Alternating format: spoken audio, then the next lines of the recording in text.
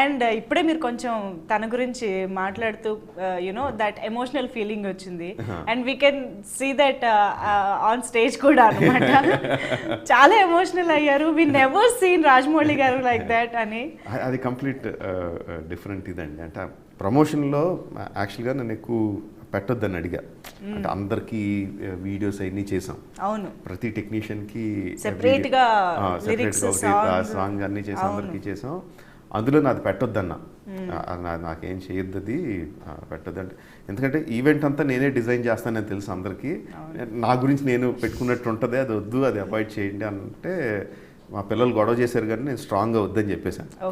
వద్దని చెప్పేస్తే కార్తికేయ గడ్ వెళ్ళి పెద్దనికి చెప్పాడు, అసలు ఏం వద్దంటున్నాడు, ఏం పెట్టొద్దు అంటున్నాడు, బాబా గురించి లేకపోతే ఎలాగా అని కంప్లైంట్ చేస్తే, సో అప్పటికప్పుడు తను డిజైన్ చేశాను. నాకు తెలియదు అది ఉందని తెలియదు. ఆ పాటే చాలా ఆర్ద్రంగా ఉండే పాట, అందులో అమ్మ పేరు చెప్పేసరికి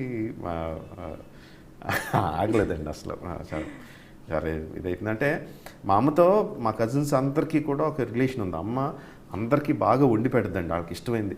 పెద్దనికి చపాతీ కూర, మా కళ్యాణానికి పాకం గారెలు, మా రాజన్కి బనానా మిల్క్ షేక్, అలా ఒక్కొక్కరికి ఒక ఫేవరెట్ ఫుడ్ ఉంటుంది. వాళ్ళందరికీ కూడా వాళ్ళ ఫేవరెట్ ఫుడ్స్ తన ఇంటికి వస్తే, మా ఇంటికి వస్తే వాళ్ళకి చేసి పెట్టడం, వాళ్ళు ఎక్కువ రోజులు రాకపోతే చేసి వాళ్ళ ఇంటికి పంపించడం అన్నది తనకు బాగా ఇది. ఫుడ్తో మా అమ్మగారితో ఫుడ్తో మా కజిన్స్ అందరికీ బాగా ఇది, రాజన్ పిన్ బాగా వండి పెడుద్ది, కడుపు నిండా పెడుద్ది అన్నది ఇదండి. సో ఆ రాజనందిని పిన్ అన్న మాట మా కజిన్స్ మధ్యలో నాకు అది బాగా ఎమోషనల్. సో మా పిన్నికి పుట్టినోడు అనేసరికి అసలు ఆగలేదు నాకు. తర్వాత ఇంకేముందో అక్కడ ఏమొచ్చిందో కూడా చూడలేదు నేను ఇంకా అసలు. తర్వాత ఇంటికి వచ్చిన తర్వాత మళ్ళీ ప్లే చేసుకొని చూశాను.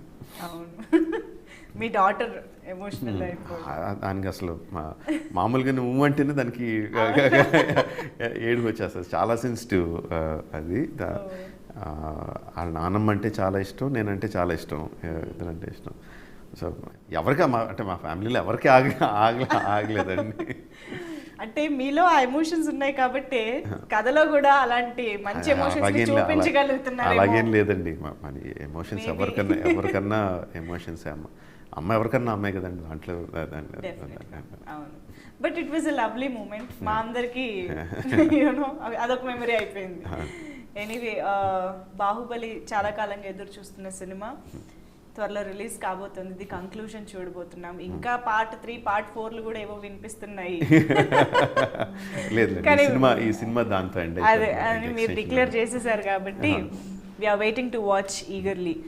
ఈగర్లీ అనేది కూడా సరిపోదు.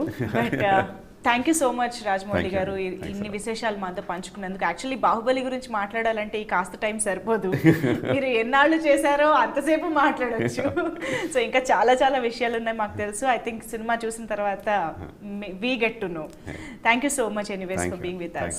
Please subscribe. Please do subscribe. Please subscribe. Please subscribe. Please subscribe to our YouTube channel.